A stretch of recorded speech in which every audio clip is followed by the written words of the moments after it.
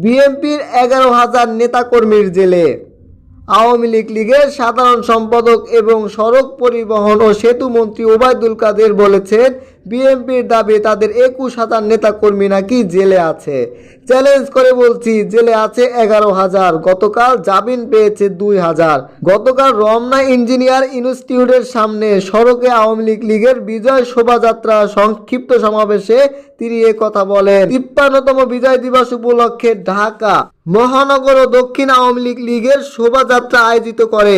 সামনে আছে ভালো দিন, নৌকা মার্কায় ভোট দিন স্লোগান দিয়ে প্রধান অতিথির বক্তব্য। ওবায়দুল কাদের বলেন, 7ই জানুয়ারি ফাইনাল খেলবে 1,896 প্রার্থী। বিএনপি 28শে অক্টোবর লাল কার্ড খেয়ে বিদায় নিয়েছে। জনগণ আর তাদের সঙ্গে নেই। বিএনপি ভুয়া, তাদের এক দফাও ভুয়া।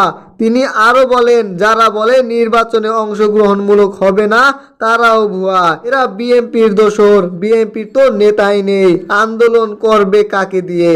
বিএনপির ভারপ্রাপ্ত চেয়ারম্যান তারেক রহমানকে উদ্দেশ্য করে ওবায়দুল কাদের বলেন, জেলে যেতে যে নেতা ভয় পায়, তার কথায় বাংলাদেশ আর কোনো আন্দোলনে যাবে না।